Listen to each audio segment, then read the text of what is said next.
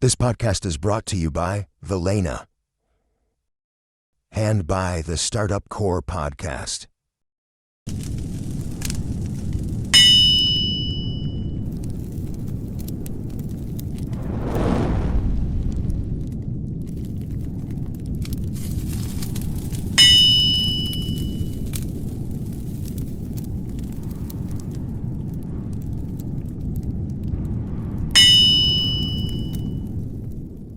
All right, let's roll. Welcome, everybody, to this month's episode of the Arete Podcast. I am super excited to introduce all of you, if you don't already know her, you've probably seen the commercial, to Rachael, the lead singer from the awesome band Valaina. Rachael, how are you?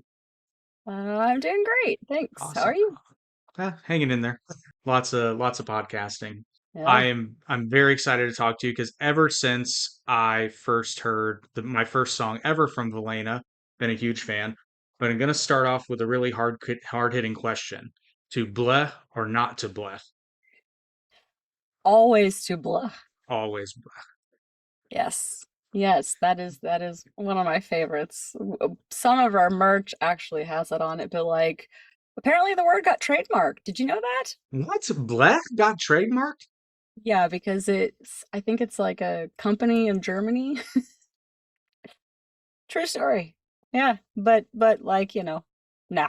It's too much of a staple in the metal community that they can't get away with that. I didn't think you could trademark onomatopoeia. So Well, it's like I guess because it's the name of their business.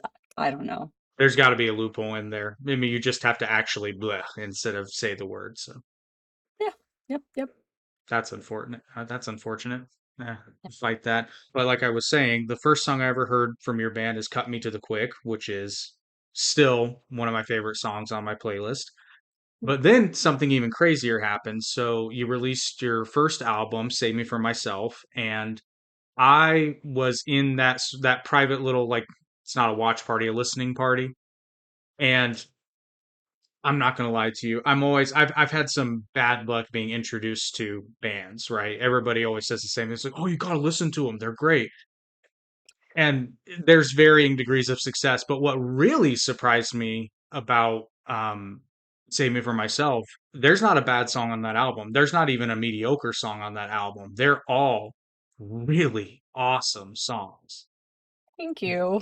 Every single one of them is fantastic. And I'm telling you guys, you need to go listen to it because not only are they really good songs, and when I was told this part about the album, it clicked immediately because I could instantly see it. And you're probably going to phrase it better than I can. Explain, because it's been a minute since I've heard the explanation, but explain how the progression of that album works from start to finish. I know that it's a mental health journey that's basically it's a mental health story being told from start to finish. Yeah, so it's like a concept album, right? And I little Easter eggs, and I do this still in like even new Valaina songs that are going to be coming. I will use lyrics and tie the songs together that way.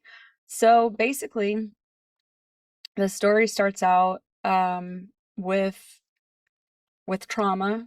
Cut Me to the Quick. I don't know if I'm allowed to say, but No, SA. you can say whatever you want. I have a sort of personal rule when, at least on my podcast, I don't believe in using, like, what would you call that, like replacement words. Okay, good. I think it's I get why some people do it because if you're monetized and like I get it, but just as a matter of personal, I don't know. I think there are certain things that when you talk about them, you need to use the real words because even though everybody already knows what you're talking about, it's like dancing around it. I don't know, Yeah, takes away from the severity of it in some way. So you can, like, absolutely. if you prefer to use other terms, go for it, but you can you can say whatever you want. Okay. Yeah, so it is about sexual assault. It is about it's my letter that I wrote to my abuser. Um because when you realize, at least for me, I've come to realize that and it goes through how because of that like trauma in my life and a couple other things, it just became compounded and I learned how to dissociate. And I know that's common with a lot of people who experience PTSD or traumatic events, things like that. And it could be any form of abuse. That's kind of what I wanted the song to represent. So it kind of takes you through this journey of, so there was the big event that happened, and it's getting to the point to tell you like how and why I became addicted. Like my mental health was, I had never really seen a counselor. I'd never gone through any kind of therapy or anything. Didn't believe like that kind of stuff actually worked. I don't know, like, and so like, the second song is Fight, Flight, Freeze, that I wrote in third person about myself, and that's like explaining kind of what it's like to watch your life go by, but you're like watching it from outside. And then burying the pain, which I think that a lot of people have a tendency to do. I know it's not that bad. It'll be okay. I'll just sleep on it and I'll be okay tomorrow, right? Yeah. But eventually, like, it just got to a point in my life where I think that's when Remedy comes in. And it's like such a happy sounding song, but it's like it's a happy, sad song. It's Um, not. I wouldn't go so far as to say it's happy. It's definitely not. It's not a depressing song. But what's awesome about Remedy, both lyrically and musically, is it really does capture that, not exhaustion, but that I guess tiredness or fatigue. Fatigue is probably a better word. You get that sense of like, hey, I'm here and I'm going, but a remedy would be nice. At least that's the yeah, vibe I get. yeah, no, you're like pretty on point. Like, it just, I had thought about it. I had gone, oh, we don't need to talk about that, but like I had gone back and forth about this concept, but basically it was, you know, um, the the remedy, right? Or prescription that I prescribe myself is how I say it. Diagnosed my own disease, right? So, um, I I thought that numbing through substance abuse would would help. And so it does say that, and I found the quickest way just to make it through the day, right? And that was my reality for years. And I don't know how I'm still alive, but I am here and I'm grateful. And it's something that means a lot to me to speak out about like addiction and recovery and people getting help because I lost my sister. It's now been 6 years. Um, and it's crazy. And so for her, like she's really a big driving force behind why I decided to open up. Also getting into like a recovery program. It was the first time that I had been surrounded by people who they didn't wear any masks and they were just like be completely honest in our open share groups and say, "Yeah, this is my really terrible thing and story. I know it's ugly, but you can either like take me or leave me. That's your choice." And I was like, "Whoa." Like, but there was power in that. And, because it's not like I feel like talking about mental health and talking about addiction or anything like that, it's very stigmatized. Almost as if like you're weak if you want to ask for help or if you say you're not doing okay, which is why it's like everyone's like go-to answer, yeah, I'm fine. I'm fine. But are we really all the time? No, maybe not.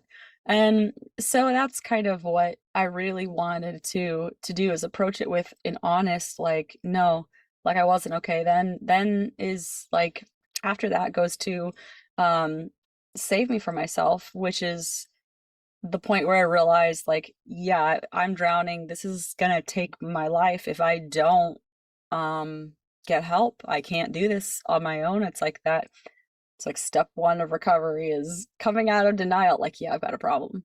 And so that's why it's called Save Me From Myself, because that's like the overall main theme of it. And it's deciding, like, okay, I need help. I don't know how to get it. And then Sleeper was a song that I had released before and totally sounded different, but we redid it because it just belonged on the album. the story of it, was kind of like I don't know, if you walk through life, kind of like The Walking Dead is how I like to describe it. Like you're just a shell of a person. Um, and you wear different masks just to not let anybody know that something's wrong. But really it just this deep feeling of like emptiness and a void. And so in the song, like I come to like this cross point where I'm like, okay, no, I want to be alive. Like I do. Uh and that's when I decided. And what was really cool about that was the TikTok community, and the Squirrel Squad, like they all, I reached out and I said, "Hey guys, I have this idea for a video that I want to make." And I was like, "Can you guys?" I said, "I know this is asking a lot, but would you be willing to film yourself, like holding up a piece of paper or a chalkboard or something with a label that has, you know, clung on to you or that you've believed that's actually a lie about yourself, you know?" But I think that we all have those things like either the ghosts or the demons, whatever you want to call them in our lives, where we're like, this defines me, and then you're like, well, that's how it's always going to be. So, and it was really cool. A lot of people, and they blew me away, and the things that they were willing to write and share, that to me made me feel like, okay, see, people do want to talk about it. They do need a safe space. And then it goes to Magnetar, I think, yeah, which is basically just the, finally you're awake, you're opening your eyes, you're seeing like, okay, I see all these things were the things that were trying to drag me down, right? And then goodbye darkness, meet the new. Everyone always makes fun of that title, but honestly, that song was it was the second hardest song for me to write on the album because so it's goodbye darkness, meet the new me. Um and it starts out talking about how I was, and then right before the chorus it says to drop dead weight and live the life I choose, because that's something that I think is so important. Like I learned so much through counseling and recovery and just journaling and reading articles and stuff, how important our mindset is. Like we get thoughts, right?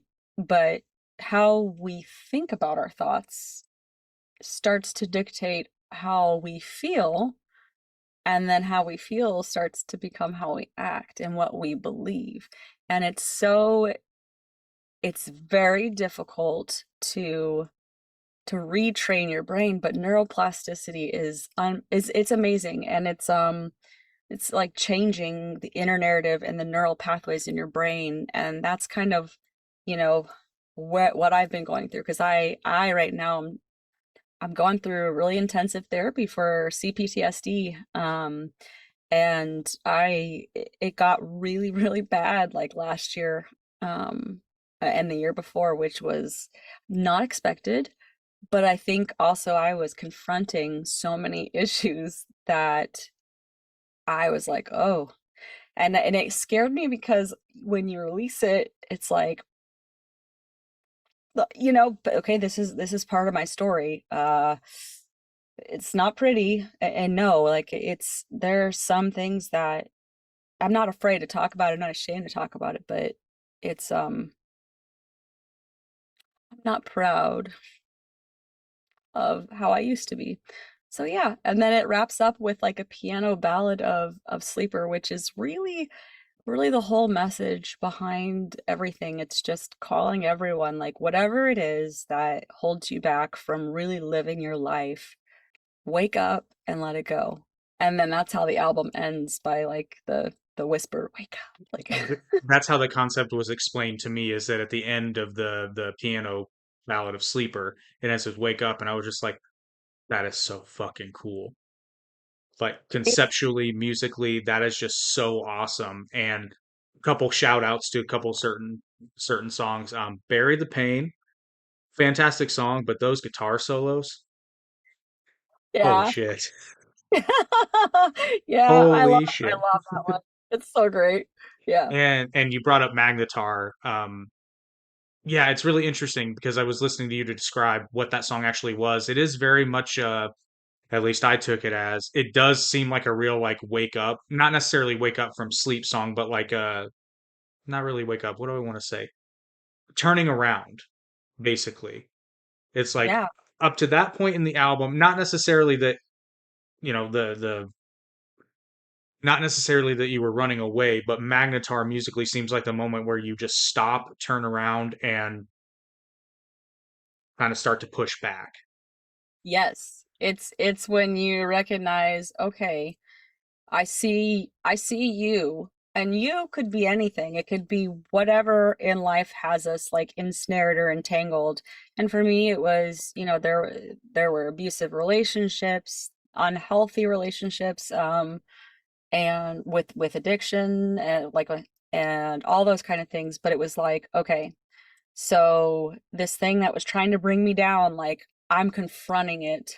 It's because the lyrics are face to face with all my fears, right? Against the current, but not consumed all these years. So, and the very last chorus, I changed that line to, you cannot pull me down from here. No, well, dust myself off. You cannot pull me down from here. So you're taking like your life back and you're like, no, no more. Enough's enough. And Yeah. then Goodbye Darkness just like hammers it home, you know? hmm Yeah. Now, normally, whenever I even not on a podcast, but whenever I talk to a musician, I always ask them, you know, what's your favorite song on the album? But I feel like with yours, that's not really a fair question because I don't know how you could pick just one considering the progression of the album. They all kind of build and connect to each other. So I, I'm going to spare you that question because I don't think that's a you fair one to ask. it's like picking your favorite child. I can't do that. Okay. I mean, it's supposed to be a hard question, but I do, in the case of this album, I think it's pretty much impossible to do so. But one question I will ask you, would you tell the viewers about the Squirrel Squad? Okay. Um, so I started teaching myself how to drum, and I was really, really nervous about it, right? And I was super nervous about like just live streaming.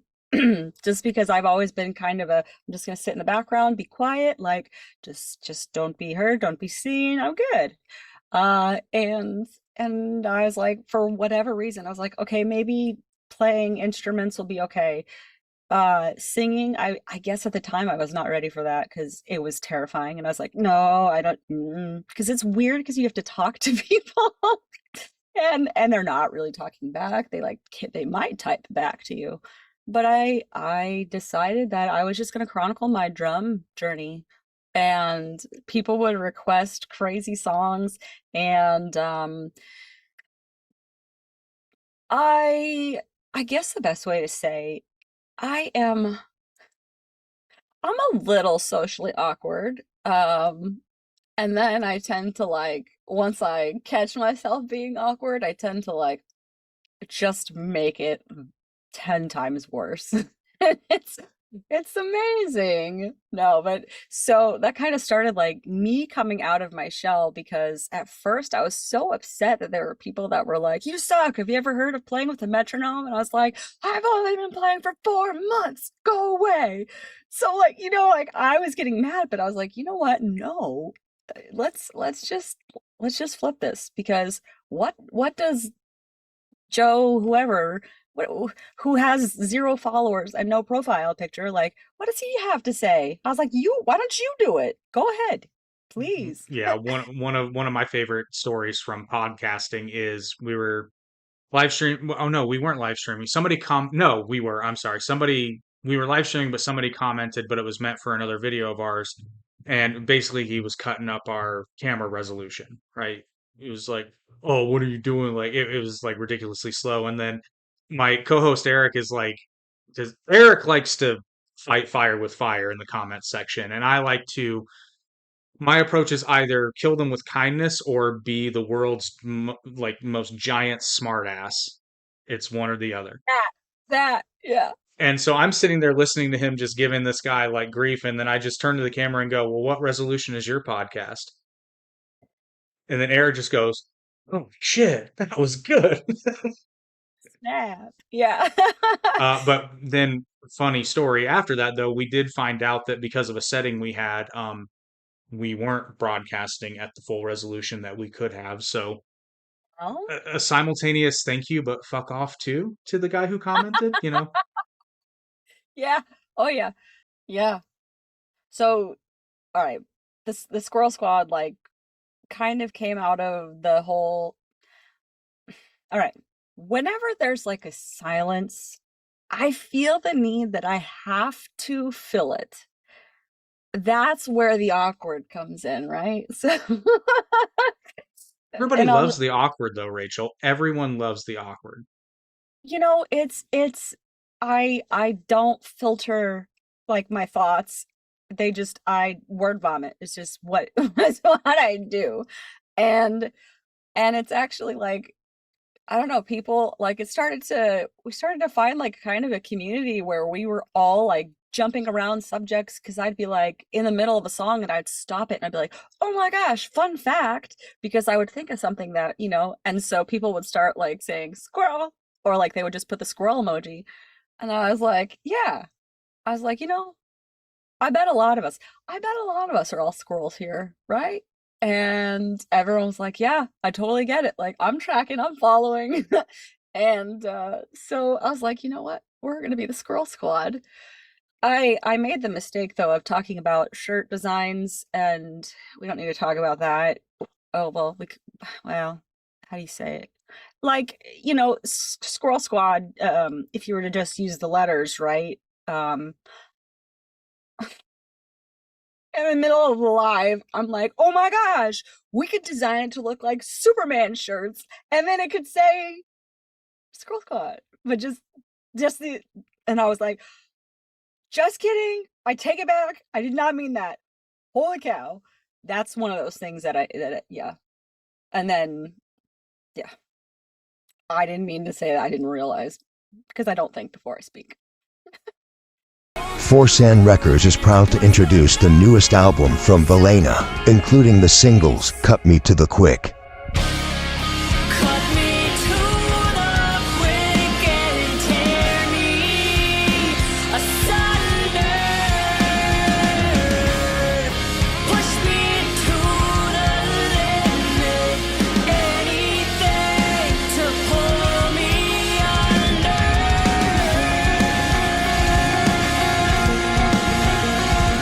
and Remedy.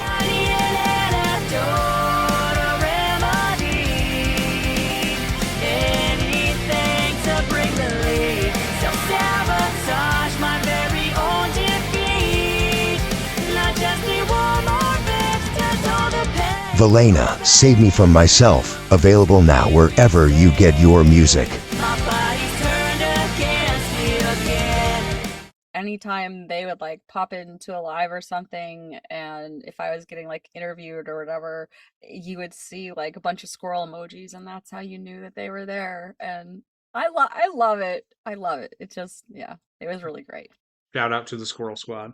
Now we do the obligatory music podcast of what got you started in music. Hmm. That's always such a good question. I have been okay, I'll just say this. My family is a family of performers. And that ranges like all things, but most everyone in my family has been a musician at some point. And so I grew up like listening constantly to music and all sorts of things, like enjoying the classics like, Fleetwood Mac and the Cranberries, America, Allman Brothers, just to name a few. But like that was what my mom always would listen to. And really, it's really my sister actually. She had such a beautiful voice, and she would do this thing where she would try to mimic other singers, which actually I think is a great thing to do if you're trying to like learn new techniques or how to place your voice. We had this karaoke machine, and I would just lay on the floor and I would listen to her sing for hours. And I was like, I want to be just like her. And it just, I don't know. I think back to that often. She used to sing, mostly she would sing Sarah McLachlan or Fiona Apple. But anyways. So yeah. And then I played alto sax in band, and that was great. But then I was like, nope, I want to play guitar. So yeah, I picked up guitar. I'm the person that I'm like, I want to play every instrument. So yeah, I impulse buy instruments that I'm like, maybe this will work, maybe this won't. But really, like singing and songwriting, that's a journey on its own, because I was told like, hey, Rachel, like you have a really great heart, but your talent just isn't where we need it to be. So you need to get guitar lessons, and you need to get singing lessons. And I was like, wow, okay. Um, like I didn't think I was awesome, but it was like that was like ouch. Um, it had actually got to a point where they would send me, they said I could play in the background, like, so play my acoustic or whatever in the background, but I was not allowed to sing anymore. And I was like, okay, whatever. So I Now, tried it. now was this in a band or is this in school or where was this happening? This actually happened at my church. Oh, ouch. I was a volunteer, and I was the youth worship leader, so for middle school and high school. The main reasoning why I don't know many people who can just like transpose a song like on the spot and figure out what key they need to play. That's why we have like software for it. There's this wonderful thing called Planning Center, and you can just like change the key and voila. Um, yeah, I didn't have access to that, and that would have helped. But no, it was just so you can't. And then they started sending me clips of like when I would mess up, and they'd be like, "Yeah, this was during this service, you messed," and I was like, "You know what?" I said, "No, I'm not gonna do this anymore, because this is all about a show and like putting on a concert when that's not really what it's supposed to be about." And come on. And so yeah, I put down my guitar for about 9.5 years, and I didn't sing. I didn't, Mhm. and that's what I used to do like every single day. Come on, Dobby. Come Oh, it's Dobby. on, Dobby. Hi, Dobby. Yeah. So, and I think it was the year my sister passed away was the year that I started picking music back up again. That was a very long explanation, I realized, for how I got my start in music. That's kind of what we do here. So what happened after that? What was it? Was it starting or joining a band, or was it getting back into church music? What happened next? Yeah, so I knew nothing about recording, I had just I had just found my love again for music, and I used to songwrite when I was a teenager too, but which I wish I could find that old notebook. But um yeah, lyrically and structure-wise, I was not really on par, which, if you don't know how to do things, it's not like there's one way to do something, but it needed a lot of help. And actually, so it was through a different church. They are really nice, and they like were like, "Hey, why don't we mentor you and we'll help you?" And then my dad, when I started writing songs and I would send them to my parents and stuff to look at, because I don't want to share it with anybody else, they were like, okay. My dad goes, you know what? He said, I think you should take voice lessons. He's like, I'm going to pay for 6 months of voice lessons for you. He's like, and then if you want to continue, then you can. But that'll be on you. And so I got this amazing classically trained. She is a touring opera singer. And so she she taught me so much about how to shape your voice, how to change your tone, how to breathe properly. And those things are really important. Um, Vocal care, just basic stuff like that that you don't know until you know. And I really did learn a lot and I grew a lot, which so is like in time, yeah, I think that even just one or two like vocal coaching sessions can be really helpful for people because sometimes people don't know what they're capable of, which I'm still upset about this to this day. Apparently I am a soprano. I am not an alto. Really? I wouldn't have Yeah. guessed that. Well, so me either. But like okay, so you know like the song Phantom of the Opera? Mm-hmm. Last note is an E6. Uh-huh. It's I think it's the second highest note that's ever sang live, I believe. Yeah, I can go up another step. So I can do an F6 that I know of. Seriously? Dead serious. Yes. That's a But big deal. uh, it's because my normal speaking voice I feel like sounds kind of lower. Um Mm-hmm.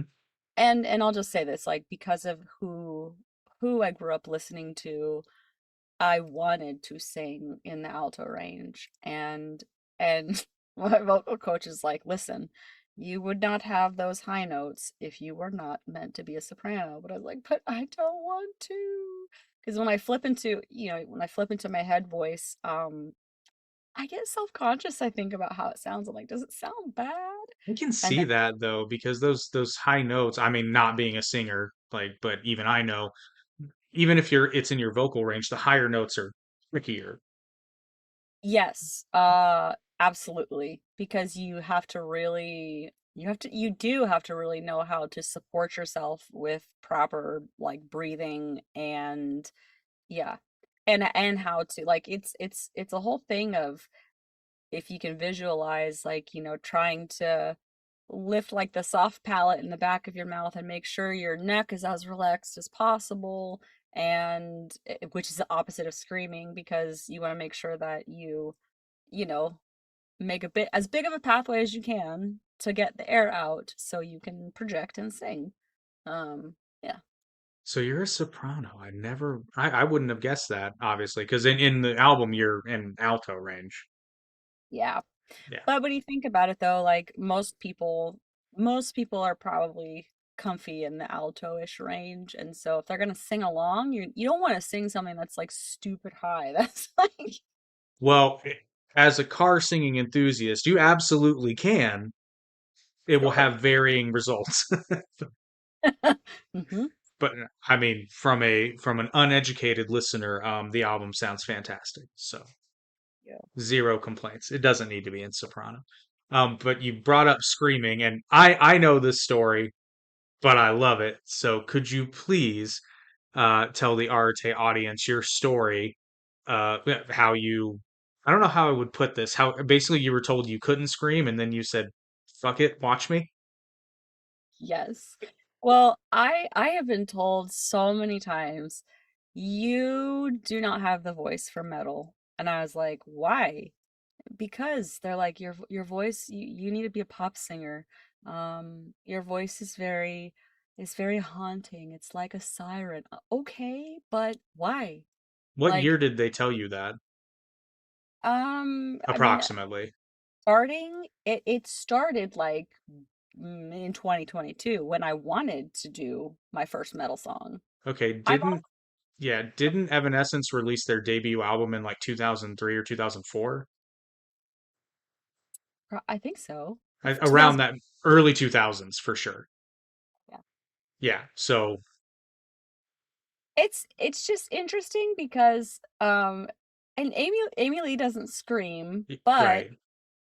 like it's, and but that's the thing is it's like it's not as common to have like a female fronted metal band.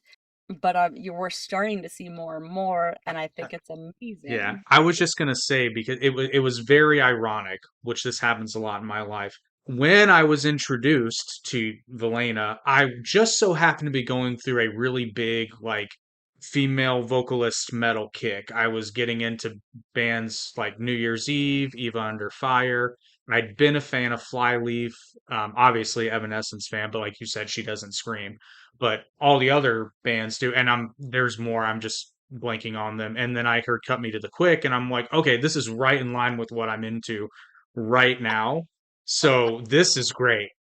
Like I'm very much into this. And you're right, it's really awesome to see. Um, it's depressing that rock isn't as big as it used to be, at least as far as like mainstream radio play. But Yeah, I feel like it's starting to make its comeback. I I really hope so. I hope so because I miss it. At least where I live, there's not like we have rock stations, but they're all classic rock stations, and our alternative rock station is not okay. I doubt you know, but are you familiar with X Fest, the music festival? Maybe not. It uh was smaller. I mean, it was big, but it was smaller. okay. Okay, I so don't think Okay, so X Fest was put on by the Indianapolis radio station X103 before it has new owners now. And X103 was the alternative rock station. It was all like the new, that's where you would get your, at the time, again, late 90s to the mid 2000s, this is where you would get your Linkin Park, your Disturbed, your Corn, all that stuff, and many, many more, right? And one of the things they used to do, I think it was at 10 o'clock, they had mandatory Metallica, which was awesome. But no, I mean, I would say it was on par in terms of listenership, maybe not up to like the big radio station around here is the pop station WZPL 99.5. But X103 was right up there with them. Maybe a few less listeners because of the genre restrictions, but I mean, it was big, and I don't know what happened. And now they play stuff that it's not bad music, but it's not what it once was. So I would love to get an actual alternative rock station back and get some decent hard metal and even just hard rock. I'll take hard rock even. yeah. Well, and it's interesting that you say that. Like I started hosting a radio show um that's supposed to be centered around rock and metal, but a lot of the submissions that we have are more alternative rock, which is there's nothing wrong with that. Um, but I feel that bands either they either like hit the mark like right on and it's like, oh, that's so good, or like they just kind of miss it. So it's like it's difficult because there's too much, in my opinion, that sounds like very cookie cuttery, and people want to call it like dad rock. Like, do you know what I mean? Like, I don't know. I'm trying to think of some bands. Like Apparently, Nickelback or harder. well, Nickelback definitely would be considered like dad rock, but harder bands like Breaking Benjamin, people say that they are dad rock, and I'm like, what? Like, I can attest to that, not because of how it sounds, but just because so I have two bands and I've seen them both now, but at the time there were two bands that were on my bucket list that I had to see live. But I said I had to see them live before I die, but realistically it's before they died because they're not ancient, but they're older. They're not as young as they once were. And the first one I got to see was Disturbed was headlining. Is Disturbed is that which this is a question for you. It's a bit of a tangent, but it's a fun one. So Disturbed was on there, and I went to see them live. But also on the lineup, it was Saint Asonia, Alter Bridge, and Breaking Benjamin, and then Disturbed was headlining. And I just remember I was in the audience, and I looked over, and there were a couple of girls, and it struck me because they were wearing Breaking Benjamin shirts, and these girls couldn't have been a day over 14. Like, and I noticed that because I was like, that's so not weird because it's awesome that Breaking Benjamin still has, new fans, but it just stood out to me because I was like, clearly their fathers or older brothers listen to Breaking Benjamin. Oh, yeah. That's a hard one. Like, I don't know. And people are such gatekeepers too. I can't even tell you how many different like subgenres of metal there are. Yeah. And it's like, okay, the gatekeepers are real and they're like, no, you are not metal because you have pop elements in your music. Okay. But that's my favorite thing about Valaina is that we we write and put what we want in the music because we have an appreciation for almost all music. Almost. No country songs coming from Valaina anytime soon. No. Although it is kind of top secret, I do have a pop country song that I wrote for sync licensing. Oh, that reminds me. I have a song that I'm going to send you because of the generation that you're a member of. Yeah, you'll appreciate. I'm not going to tell you what it is, but Okay. you'll laugh. Well, I have to ask a question, otherwise you won't get the joke. When you were younger, did you play the Oregon Trail? Oh my gosh, yes. Okay, you'll love the song. Okay, I'll send it to you. Fans of the podcast know exactly what's coming her way. I found the Oh, song by complete accident, but you will love it. no. Um, Okay. Everyone so died, right? Or a snake bite. the song is titled "You Have Died of Dysentery." See? Even I remember that. Oh my gosh, that's hilarious. It's Rachel. It's too funny. I love it. I was actually looking for I was trying to find in the old game that screen with the dun dun dun, and it said you have died of dysentery. And I found the song because I was doing an editing gag for another podcast, and I came across this song, and I'm like, what? It's a song? Mhm. It's a legit country song. It's so great. I'll send it to you after we're done here. You will love it. That's It's that's it's Yeah, it's now on my playlist. It comes on organically, and it's kind of a banger, not gonna lie. Is it like a serious song or were they like kind of like joking-ish? It's written in such a way as it's obviously a joke because there are a bunch of references, but it's written in a way that it's like a legitimate country song. Nice. Okay. Yeah, so which that makes the joke because if it was too like then it's not funny. Wow, I'm falling victim to the squirrel. Completely lost where we were going with that. Oh, Yeah. starting your screaming story. Oh, yeah. So people were like, "Yeah, you don't fit in metal," and they're like, You don't belt loud." And I was like, "You know what? Yep, I'm gonna watch me. I'm gonna learn, and I'm gonna prove you wrong." And I went through a 12-week screaming boot camp. Well, first I tried a couple other programs, which uh I'll be careful because there are some people that defend this woman to like the ends of the earth. But I'm like, I took that program, walked away from it. Never once did she teach any techniques on how to actually scream, just breathing. And I was like, woman, I know how to breathe.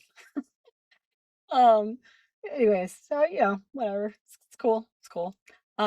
So finally I went through like a 12-week boot camp and it was pricey, but it was worth it. And it was really neat because like we would have these weekly multiple you had multiple opportunities during the week to hop on like a channel where like a I think he would live stream through Facebook. I'm not even sure, but he and then he would have us all like he kind of do round robin and make us all scream. I was the only girl in the class, of course, and it was like, oh gosh. But it was very difficult for me at first because it's like, oh, you're classically trained, um, and I was like, yes, and then he was like, well, forget everything that you know. Really? Yes, because Because you compress your vocal cords so that they can so that they can vibrate, like the vocal cord folds so that they vibrate. That's how you create that distortion. So it took me a bit, and it was really funny because, okay, I'll say this. So the easiest scream for me at first was my head voice, Fry, which there's so many names for these screams, I don't even know. But like the technique is, it cracks me up because almost anybody can do this. It's just I got so excited that I learned like and nailed down a technique that I recorded my screams and I sent him to V and I was like, yeah. And he was like, oh. And I was like, what? He goes, they're valid. They're valid? What? He's like, they're not my favorite, but they're valid. I was like, righto. Back to the drawing board. But I did learn how to do some nasty low like gutturals that are really like, yeah, like freaking Courtney LaPlante from Spirit Box. Ugh. That was one of my homework songs, was to do a cover of a song called Holy Roller by Spirit Box. And the whole song is screaming, but half of it is like in your chest voice and then the other half is in your head voice. So scream, whatever. Speaking of, Spirit Box was a band that I picked up because I had heard of them, but I never really like sat down and listened to a lot of their stuff. And I heard you talk about them on another podcast, and I was like, if Rachel says they're good, then they got to be good. So I'm gonna check them out. And yeah, so Spirit Box is Ugh, Courtney, and that's another example of a female singer who, she has such a beautiful voice, and then she goes into the gnarliest nasty screams, and so does Ginger. I freaking like, and she's tiny, teeny tiny, and hers are like, oh my gosh, I'm gonna run because there's a legion of demons chasing me coming out of her mouth. Like, and who's is Ginger, the obviously, is that the vocalist name? What band is she with? it's the band's name. Oh, okay, it's the band's name. Yeah, Gotcha, yeah, Ginger. I think it's like Jinger. Yeah, it's gotcha. you just have to watch like a video to see what she looks like, because she's this really petite, tiny, short girl, and then this massive voice comes out. The lead singer from Poppy does that too. I Yeah. did with Bad Omens, VAN, whatever you want to call it. Yeah, I don't know. That's really hard to drum to. Also, just a side note. Discovered Poppy recently too, and ironically enough, I'm a big wrestling fan, and not I forget what show it was, but it was recent. They every pay-per-view they do like a main song for their theme, right? That's actually how I discovered New Year's Day, not New Year's Eve.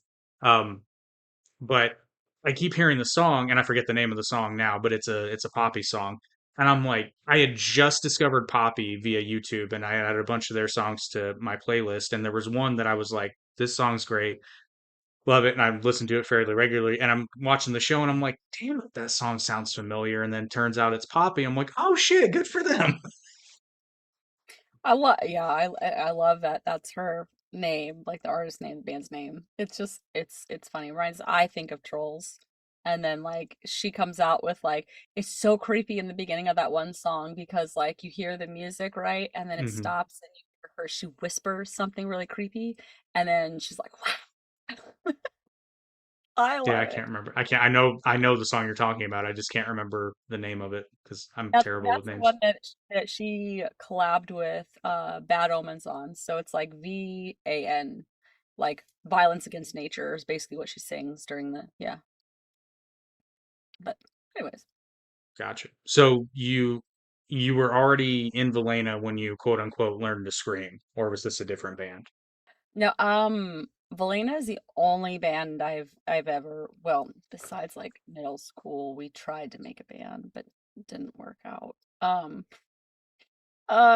Yeah, no.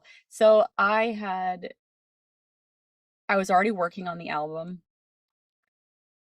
at this time, and I I knew I wanted to scream for Cut Me to the Quick.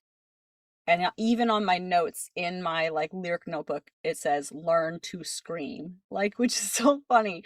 And I tried doing like YouTube tutorials, all those things, like nothing was helping me. And it's because there was that big mental block between this isn't how you're supposed to sing or do anything. So that's when I enrolled in the boot camp. And he was really cool because he would like I would send videos of what I was struggling with, and then he would send me a video back with exercises customized to teach me how to do better. So it was awesome. Yeah. Sounds like that's always good when you encounter, no matter what you're trying to learn, when you encounter a teacher that's actually, it sounds oxymoronic, but like a teacher that's actually good, because there's a lot of really bad teachers out there, unfortunately. Yeah. Yeah. They're like, here's a course. Have fun. Yeah. Read it all and you'll figure it out. No, like you're right. You're right. It's kind of like it's more of like a little bit of mentorship in there, and I think that's super important because I don't want to damage my vocal cords, and I think I don't know if I've ever told you this before, but like maybe 2022, it could have been 20 maybe. Um the Rona happened and my throat swelled almost shut, and then I had partial vocal cord paralysis. Um, and I lost my I completely lost my upper register. You could hear air coming out, but no Mm. sound. So I had to go through months and months of vocal therapy, and I was scared, but it came back. Well, that's good. I can imagine that was I can imagine that was pretty scary. So I saw on the TikTok that there was a major announcement made regarding Mm. Valaina.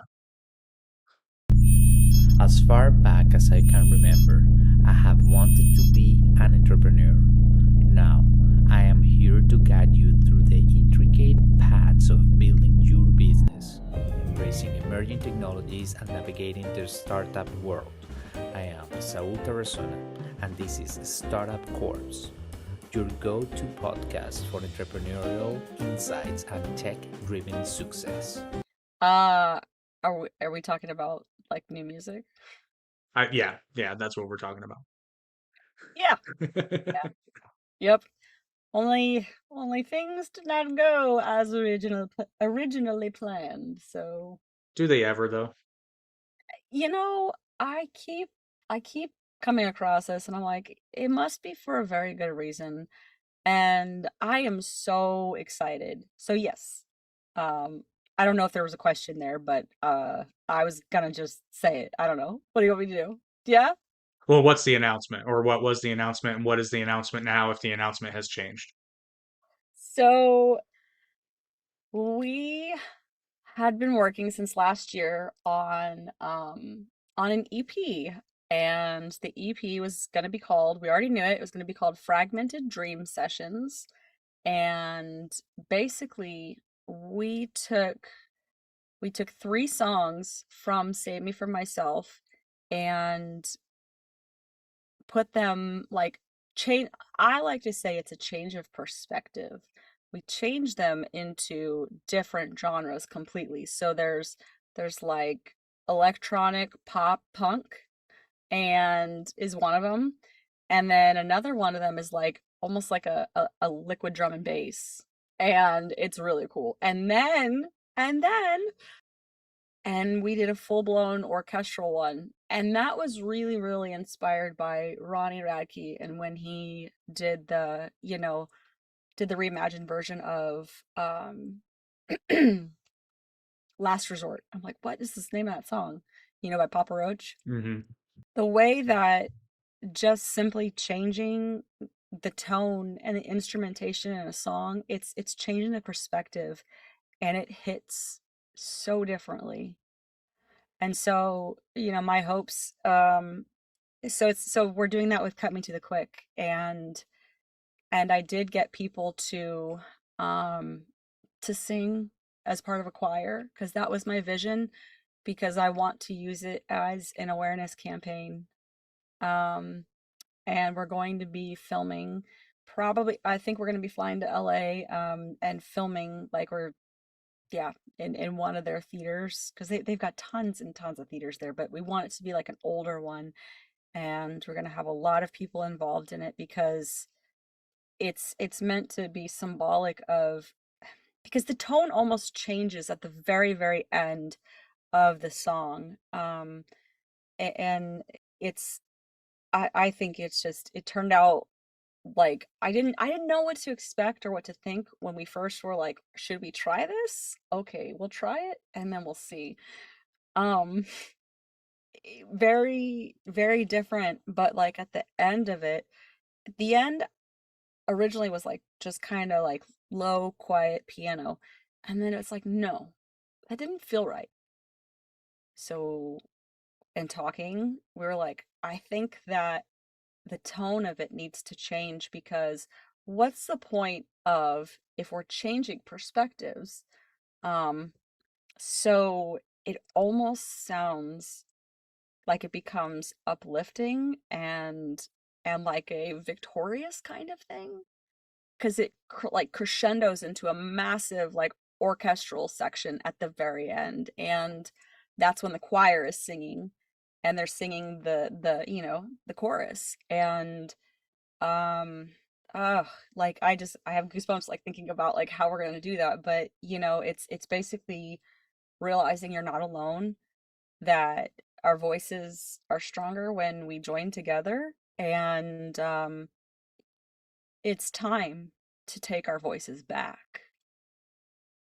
And that's kind of how that made me feel, because like when I listened back to it, and I did the production for it, but it was like I did it so in pieces, and then finally like putting it all together and then hearing it, I was like, oh my gosh, like it really does. It changes at the end to kind of be like I'm taking my voice back and won't be silenced anymore. Well, I can't wait to hear that. It sounds, Yeah. as a lover of Cut Me to the Quick, and I've grown to really appreciate the reimagining of songs more because it's just like you said, when it's done well, and nowadays it's usually done pretty well. That change in perspective can be very interesting you know, to listen to and to feel. Yep. Um, but speaking of reimagining, whose idea was it for the reimagined version of Baby One More Time? Because I'm not gonna lie, I love it. I love it. Really? I'm And like, I do, and the same thing, the exact same thing happens every time it comes because my playlist is always on shuffle. Your song starts in a very different way than that song typically. Like it has a guitar riff. It's the usual, but yeah, but it's it's guitar. it's different, and it always comes on, and I'm like, what song is this? It sounds so familiar. And then it starts, and I'm like, oh, every time your vocals start, and I'm like, ah, damn it, it's Valaina again. I should know it by now. No, that's actually funny. That was like we were kind of like, all right. So we did one other reimagined song, I suppose, and it did really well. So we're like, let's why not?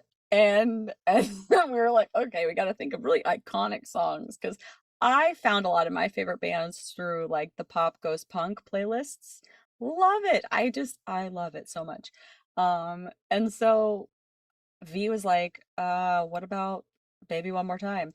I think he asked me to do this other one, and I was like, no, because what was the band's name that did it?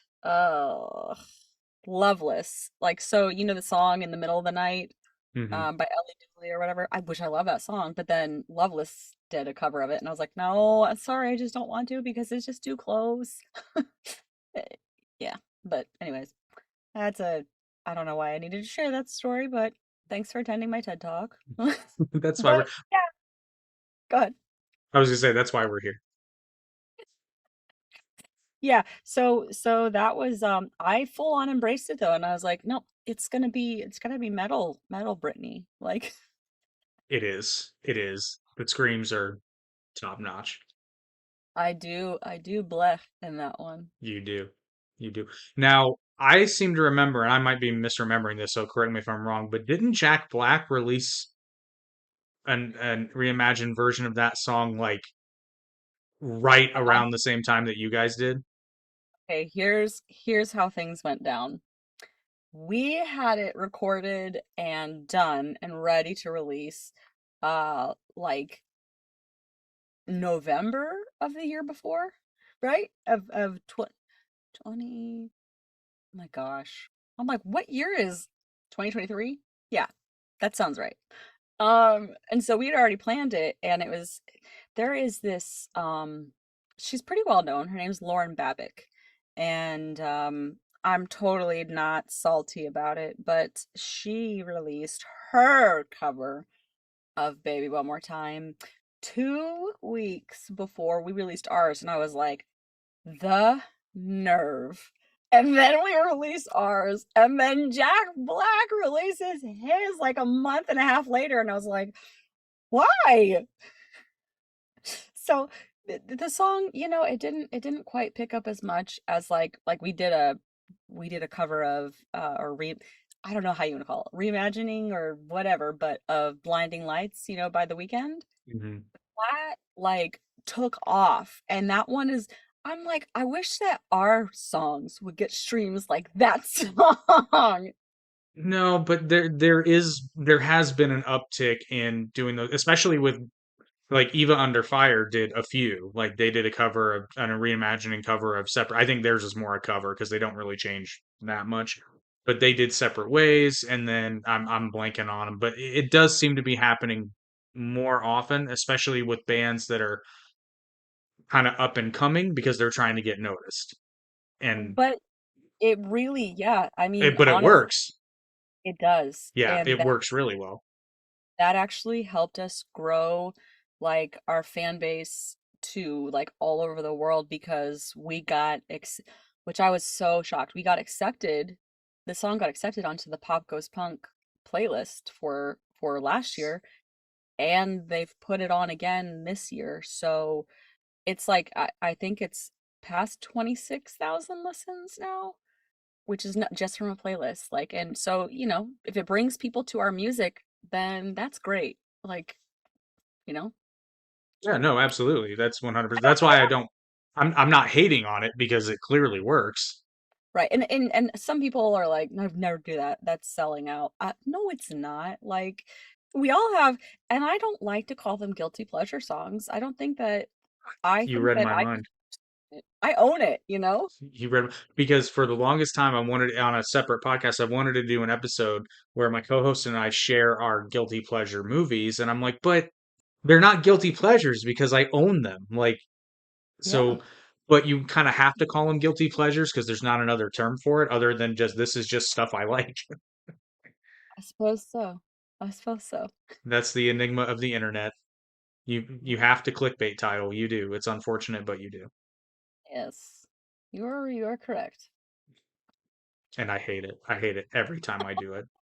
I hate myself a little more every time, but when we do it, it works. So it's like Yeah. it is what it is. But going back to it's very clear from knowing you and just listening to the music and paying attention to what you do on social media, mental health is obviously very important to you, but it's also a big part of Valaina's, I guess, mission for lack of a better word. Yeah. Yeah, it is. We are in the works of getting all of our documents ready and finalizing the board members, but we are going to be applying to launch a nonprofit um, named after my sister. It's going to be called Kit's Hope. So that was one of her nicknames. She was a karaoke DJ. So people called her DJ Kitty, or Kit for short. So we're going to call it Kit's Hope. And our vision behind it is, it's everything that Valaina like stands for, which is, you know, finding your voice, finding healing, getting out of addiction if that's what's going on in your life. You know, the traumatic events that have happened, like to know that you're not alone and that you can have a safe space to talk about it. So we're looking into getting, grants or working with licensed counselors, and also having peer counselors, and having different groups, that support groups that meet but that are moderated by trained people. And so that's just one thing. Also looking into like developing an app to where whatever wherever you are, you could just type in your zip code and you get a list of all the resources, because I think that that's the biggest thing. I was really upset to find out. I had a friend who was living in a sober home, and they forced them to work, which is, I think that that's great. I think that it really is, and it's important. But the problem was they took all of their money for their room and board, and then when a year was over, they're like, "Okay, your 12 months is over. Thanks. There you go." And I get upset because I'm like, are you not setting them up for potential relapse? And it it boggles my mind how so many, and there's so many nonprofits that they act like a business. And I'm like, no, you're not helping, because how are they going to how are they going to find an apartment? How are they going to have a down payment? Because it's expensive to like move into a new place. Everyone knows that. And to me, it's just like you're just setting them up for a failure. Same with homeless shelters like that. Oh, don't get me started on that. I have a little bit of indirect experience with that because there's a homeless gentleman who I know. I'm not going to go so far as to say we're friends, but he would say I'm his friend. But I'm like, we don't spend that much time together. But it's just like you pointed out. It's like before he can apply for any of these benefits, he has to have a state ID. Well, he can't get a state ID unless he has an address, and it's like the Yeah. problem is that he doesn't have an address. But in order to fix the problem of him not having an address, he has to have an address. Right. So it's like a make it make sense thing, and that's where I and a lot of people are going to push back against us, because we're going to try to fill in the gaps that are there. Y- You will, unfortunately, you will, because I also have a little bit of experience, and the charity is great, but even in the charities that work and have the best of intentions, sometimes there are people who, for whatever reason, will impede progress of the mission simply because they're not getting the credit that they feel that they are due or the compensation that they feel that they are due, and will literally gum up the works unless I'm hyperbolic a little bit, but unless you worship the ground they walk on, um, they will gum up the works of the mission, and it's far too common, as you can see. Just about every major city, I would think, has a homeless resources department center, and they partner with other. I was trying to help this person get some help with something. One number, which their website's still up, by the way, one number is disconnected. Another number referred me to another number, which is only, I shit you not, Rachel. They're open 3 days a week for 2 hours. What do I, they do? Well, what they do is they put you in touch with other organizations that can help out with various individual problems. I'll put it to you this way. He he's going to have to he's going to have to jump through a lot of hurdles that he may or may not be able to do to get assistance with housing and food, but he can get a cell phone tomorrow. Yeah, it's the cell phone people were extremely helpful and efficient. But here's the problem though. He already has a cell phone.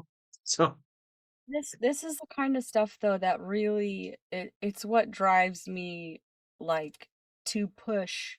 And again, just like with music and with being in a metal band, You don't belong. You don't, your voice would be better this way, blah, blah, blah. Okay, thanks for your opinion. I didn't ask for it, Susan.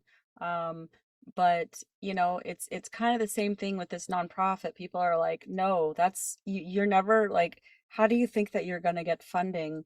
And no, people are gonna fight you. I said, listen, you're welcome to have whatever thoughts you want to have. But I am no longer I don't I don't um I don't accept no. I just look at it as okay, so not that path. Now I'm going to try over here and I'm not going to quit.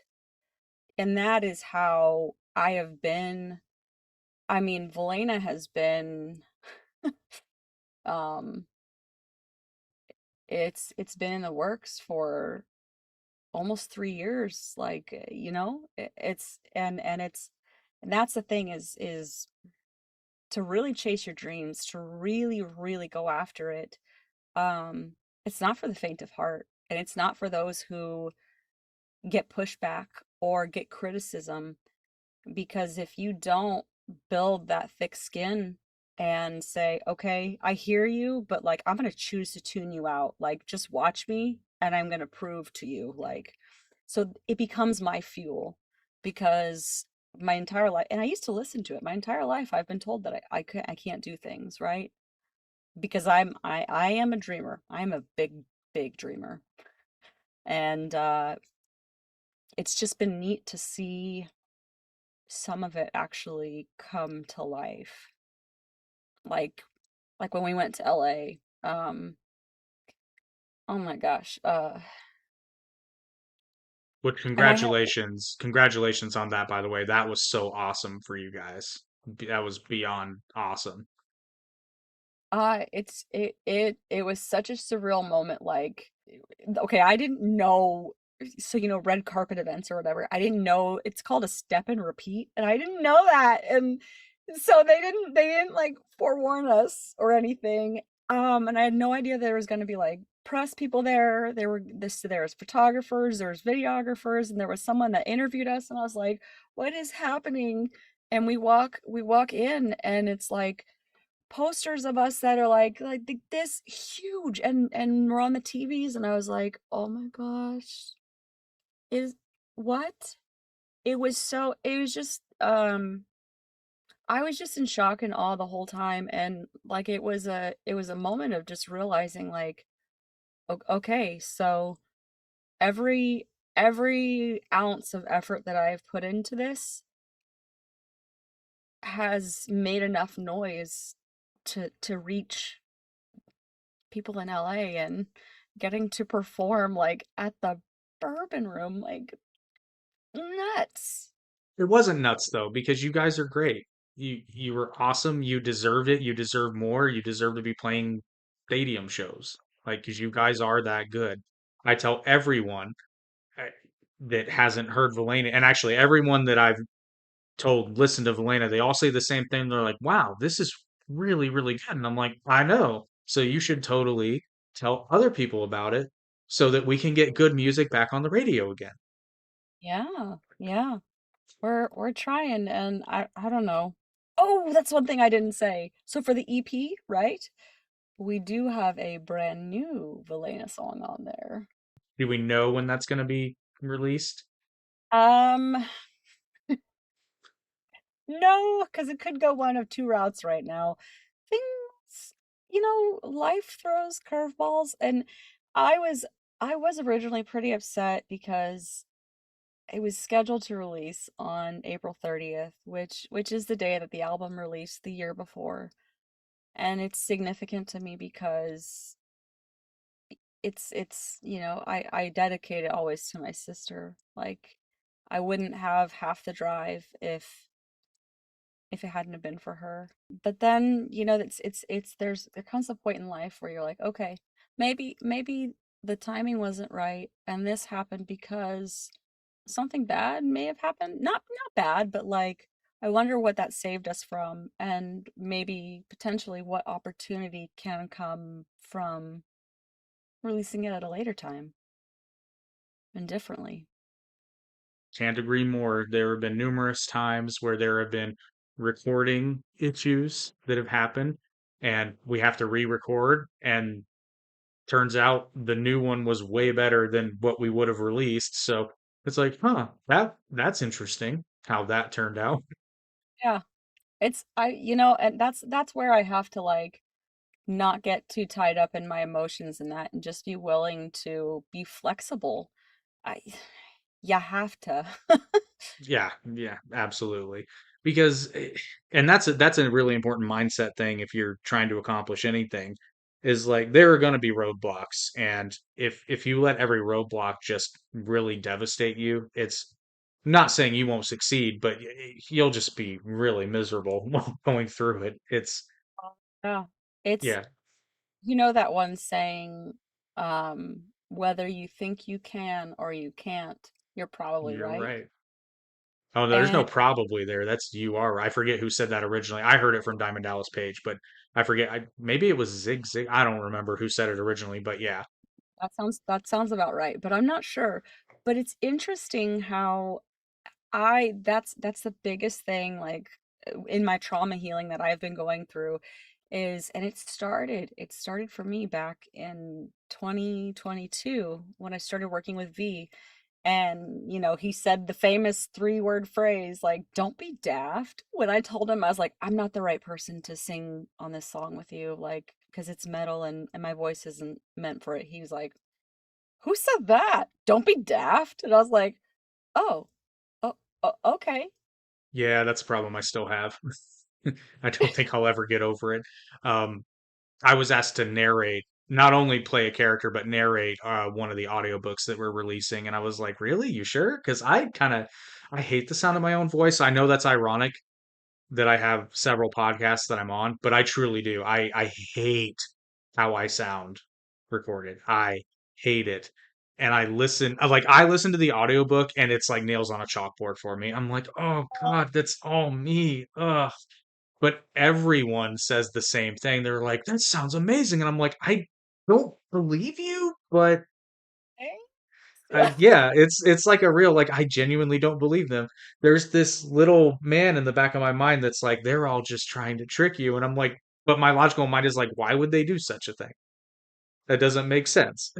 Oh, yeah, the good old, inner narrative slash imposter syndrome.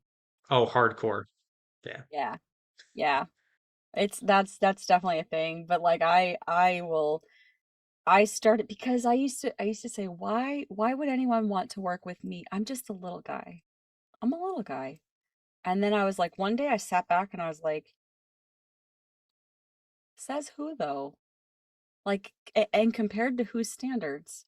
Because success is different for everyone, and how you see it, view it, and define it, um, it could mean a million different things, but it's like my biggest thing is I tell people all the time because I do mentorship with an artist development and then development and sync licensing, and I tell them, I'm like, "Look, the industry is not what you think it is.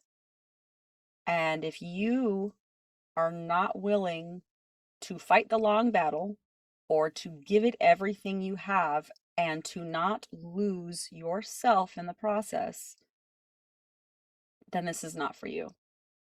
If you give up easily, it's not for you." Yeah, because I tell you what, there has been opposition and hurdles that I've had to like jump over every step of the way. But then it's amazing when you get past that and you look back and you're like, wow, like I didn't know that it was possible. And that's just what I love helping other artists like see that in themselves too, because and just not even just artists, but members of our community like the Squirrel Squad and fans of Valaina, like I answer every direct message. I love building relationships and friendships and a community with all of our listeners, and I had a friend do something really awesome. He reached out to a ton of people and they recorded videos on what the band and the album meant to them, and like I'm in tears, like looking at these videos. I'm like, I don't know if I can do this, but it's very humbling and amazing, and yeah, that's all I could ask for, is that's the biggest reward. That's kind of the best part of being small, though, is that you can interact with anyone that watches or listens to whatever you're doing. And those relationships are so fun. And I'm going to take a second to shout out Haley from the Part of Your Broadway World podcast. I think this episode will have aired by, it's a secret right now, but when this gets released, it will be an open secret. Um, it's Haley. I'm so fucking proud of you, because she's been going through a really not rough time, but she's had a frustrating couple of months where she's had a really hard time getting interviews, and then uh, myself and then our friend Justin, we've had to step in on a couple of episodes where we just have some fun to just meet the release schedule. She I not hyperbolic. She legitimately reached out to the voice of Goofy, the legit voice of Disney's Goofy, and they just scheduled an interview with her. Oh my gosh, that's awesome. Because she texted me, she said, "Holy shit, guess what? Guess who I got an interview with?" And I know she's going to tell me in a second, so I waited for her to send it, and then I very sarcastically was like, "Oh, let me guess, so and so." And then when I'm like, "Wait a minute, that name sounds familiar," and then I look at, I'm like, my next text later said, "Holy shit, you got Goofy?" And then she showed me the screenshot of the email, and I'm like, "Holy shit, you're going to interview Goofy?" That's amazing. Yeah, it went from excitement to being extremely nervous very quickly. And I'm like, "Hey, listen, you got the interview. You already won. Now Yeah, you just get to have fun." that's awesome. I Yeah. love So I also that's told her, I said, "Well, you win 2025's Best Guest Award, because I mean, you got Goofy. right. Oh my Like, gosh. fantastic job." And I've told her so many times, she's never said she wanted to give up, but she's had problems getting people to get back with her. And I'm like, "Hey, look, that it's all part of the process." Frankly, that's why my interview podcast, this one, I only do it once a month, because it's really hard to line up interviews with people that aren't in your immediate friend circle, and you got to work with their schedules because people are busy. I get it. And I said, but just keep trying, and eventually someone will come. And she's gotten some fairly big deals. She's had really good luck getting like newer musicals that are coming out. Like, I think her episode that comes out, it will already have been released by the time you're watching this. But the people behind a new musical, Dandelion, she did an interview with them. She did an interview with a new sort of theater production company, M&M Productions, and then she interviewed. I'm horrible with names because I know this actress's name, but she plays Athena in the musical Epic on Broadway. So she's had some really cool guests, but I mean, Goofy. That's so cool. That is Yeah, literally. yeah, yeah. Needless to say, her frown got turned upside down real quick. Oh yeah. Oh yeah. And like I said, And now she's a nervous wreck, but she'll do great. yeah. Well, right. It's interesting how, like, when it comes time to do something where you're like, I can't do this. No. And then it's time, you're like, I got this. I don't know what it is. But yeah. Wow, that's really cool. And I keep hearing that from people. They're like, why don't you reach out to like other bands and stuff? They're like, you'd be surprised at when they might, you know, say hey back. Well, I would think with bands that would be not necessarily. I don't want to say common, but like every band at one point started in a garage or similar structure, and everybody opened for someone at some point. So I would my my inference would be that in the musical community that would be more common than not, but I don't know. And I think it just depends on the person, but yeah, you know, like yeah, I do plan to reach out to a couple more people. I've tried with my favorite band multiple times. I get it. They probably have lots, of mail, but I'm gonna keep trying. but they would probably remember me because I saw them live so many times, and they were such a cool band. They would just, after their show, they would just sit down on the edge of the stage, and That's then awesome. wanted to talk to them, you can go talk to them. Yeah. So I got to meet them multiple times, and they're still my favorite band to this day. I'm not, yeah, it's never gonna change. Do you want to name drop them or do you want to keep it a Oh, yeah, secret? sure. Emery. So Emery's the band's name. They're oh, I love it. They're they they really capitalize on the whole elder emo thing, right? Because they're a dad band, and they're like so when I their very first album came out in 2004, and my friend was like, "You need to listen to this. It's gonna change your life." And I was like, "Okay." I listened and I fell in love with Emery, and ever since then, I don't even, I know I've seen them I think 13 times live. Um, but they performed with so many other awesome bands too, and it was like every single time though they were so genuine. Their sound and light guy remembered me because I had seizures and so my friends would like drag me over to the booth and be like, "Hey, so this is our friend's favorite band, and she really wants to watch, but like, do you think maybe you could take it easy on the strobe lights?" And they were like, "Yeah."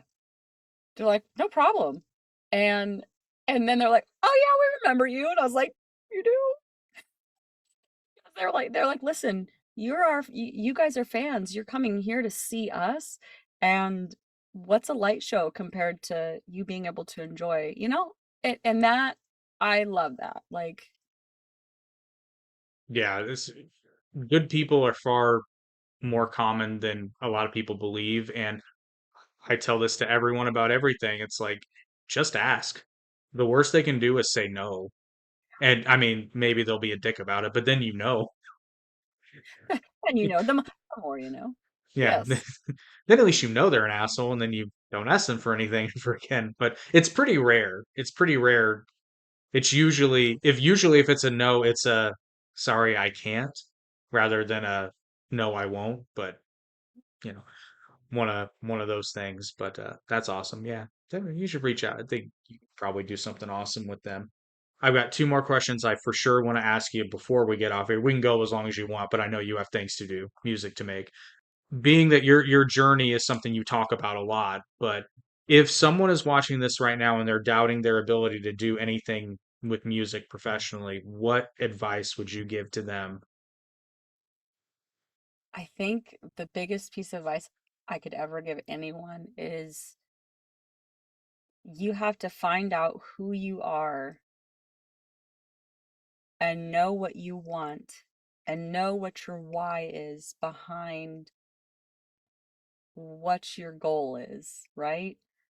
So you have to know yourself and be willing to tune out everyone else's opinion, because music is subjective. Creativity in general, art, all of it, it's all subjective, and it's what one person may not like, you have no clue how many lives it could touch. And so I think that that's the thing for me, learning. It's I have to keep almost like, and I don't want it to be like, say, tunnel vision, but I can't think of a better way to like metaphorically describe it. But like, if you have a goal that you're set on, like, you keep your, your blinders on, right? Because this person over here is going to discourage you, and that person over there is going to tell you you can't. And it's very easy to listen to them and say, "Oh, maybe they're right. Maybe I shouldn't do this." So yeah, it's tune it all out, and know and really live what you feel, and never, don't ever let anyone convince you otherwise. Their opinions don't matter. Very well said. And then the other, this doesn't really fit into the advice column per se, but I know for a fact, even though there's a lot of people out there that would never admit it, like you said, but there's a lot of people out there that are going through a dark time right now. And if you are watching this right now and going through a dark time, what advice would you give to them for that, Rachel? Isolation is your worst enemy, because I think that there's a fear, and it's for a lot of people. I'll just speak for myself. There's a fear in becoming vulnerable and opening up and sharing about something that I'm struggling with, or if I'm going through a dark time, you know? Um, but if you isolate,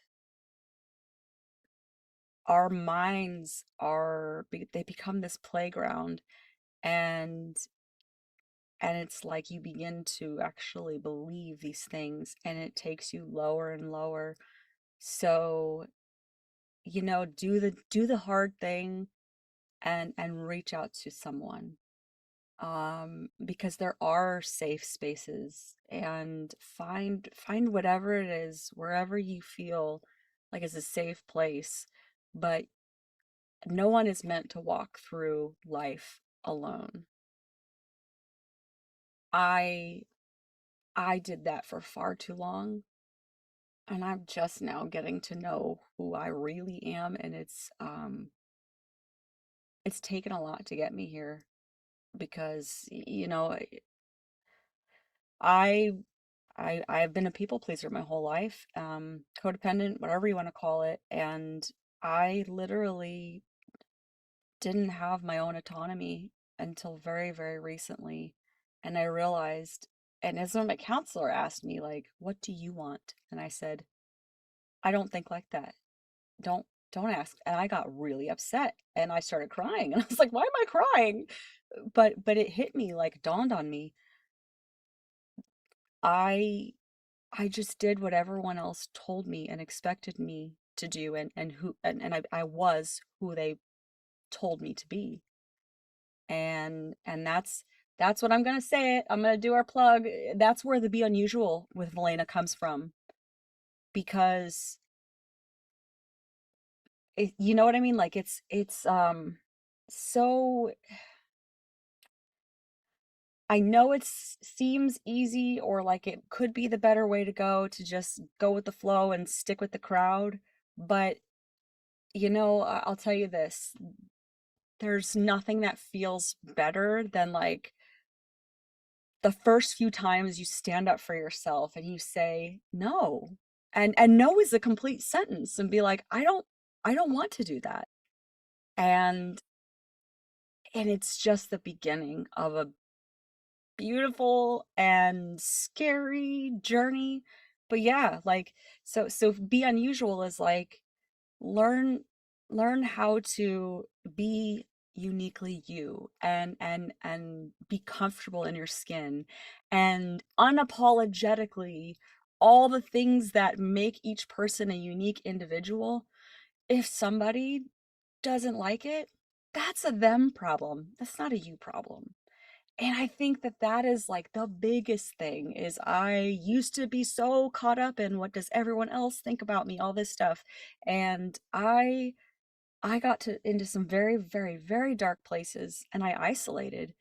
And that led me to really struggle with suicidal ideation, and um self-harm. And I'm really glad that, I had people to surround me, and to be with me, to walk with me. Um, and that's all that I want for people. Like, that's all that we want for people, is for them to know they're not alone. You don't have to be alone. You can choose to, but you can also choose to do the scary thing. Just do one scary thing a day. Reach out to one person. I don't know. Couldn't have said it better myself. I mean, it is hard. It is hard. Very. But because you're like, oh, people are gonna know, like, that my life isn't perfect. People are gonna know. You know what I mean? It's funny because it's true. That's like, obviously I'm not laughing at you, but like I can't help but chuckle because it's like, oh God, that's true. Oh It's my God, it's people are gonna know I'm a dork. Well, oh, but that's like the beauty and the challenge in it is it's like when and why and I want to blame social media, but I think it's people and social media. But since when does everyone have to have a perfect life or pretend and only post like the highlights and the pretty things when in reality, which is why I'll do this sometimes when like I do photo shoots, is you see the perfect picture of the family and then like 2 seconds before all the kids were screaming and everyone was running, mom was yelling, and so I have pictures of that and I'm like, this is the reality. Like this is It's life. it's so Life is funny that it's so funny that you mention that because it's not a rule, but I have a preference for when photos are taken of me because A, I'm not photogenic in poses, but I have kind of a guideline of how I like to take photos of people and of myself. I don't like posing for photos. yeah. I can't stand it. Mhm. My favorite picture I have of my fiance, she wanted me to take, we were at a certain sort of pastry place and she wanted to take a picture out front. And you know, the typical girl thing, she wants like six and then she wants to choose the two or three that she likes. But Yeah. again, I'm a smart ass, so I take like 14, but while she's also getting into a new pose. And I just so happen to get this shot of a real smile because I made her laugh.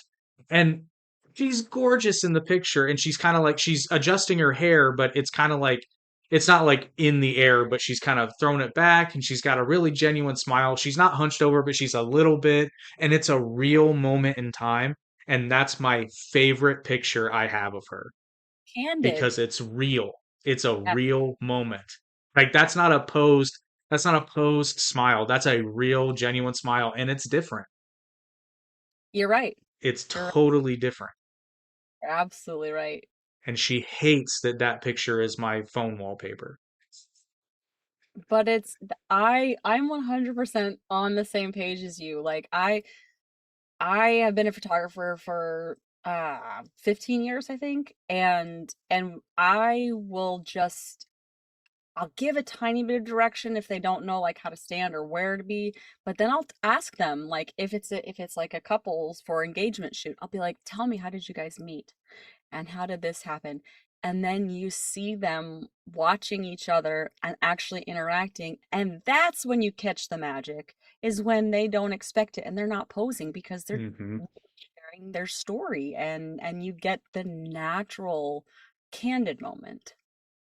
Yeah, they're so much better. I have a lot of some of the favorite photographs that have ever been taken of me and by me are just like I said, just random snapshots in time. Sometimes my favorite ones are when they don't even know that the picture is being taken because that's the most real that you're ever going to get. And so many people are so self-conscious, like, oh no, I want to make it. And then, but look at the photo. It's like, it's never going to get better than that because that's just you, you know?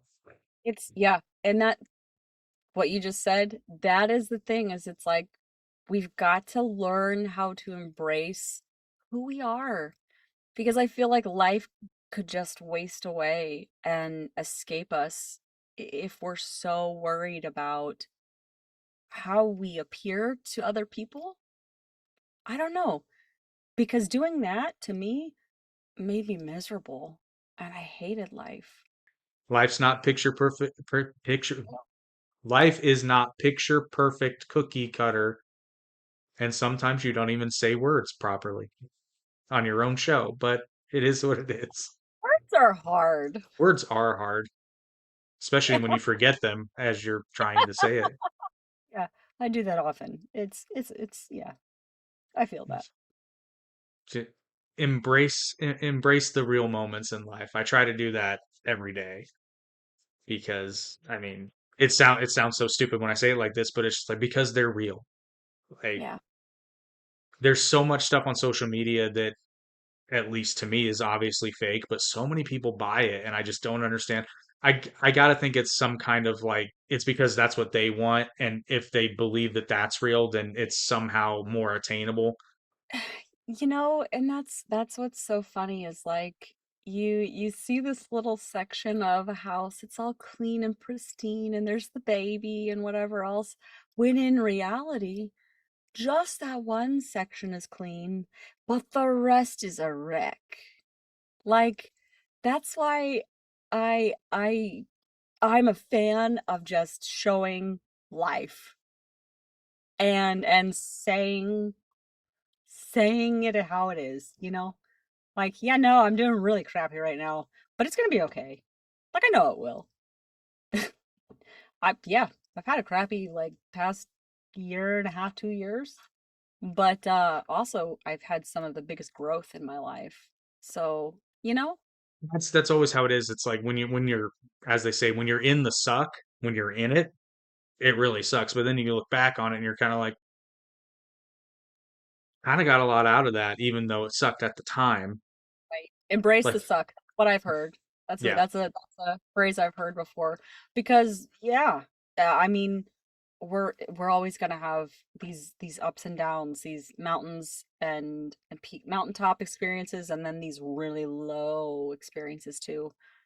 And then somewhere maybe in the middle. But yeah, it's all about perspective, I think. Perception. 100%. Yeah, yeah. Yeah.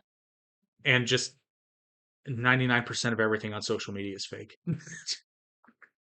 Mm-hmm. There's Unless some there's some stuff out there that's genuinely wholesome and real, but you also tend to see like the, I'm not going to say bad bits, the imperfect bits too, because when people are honest, you, that's a thing that happens, you know. Life happens. yeah, there's this one song that my one of my mentors wrote, and it's called Honest. And the chorus says, "Do you want me to be honest, or do you need me to be brave?" So that's like a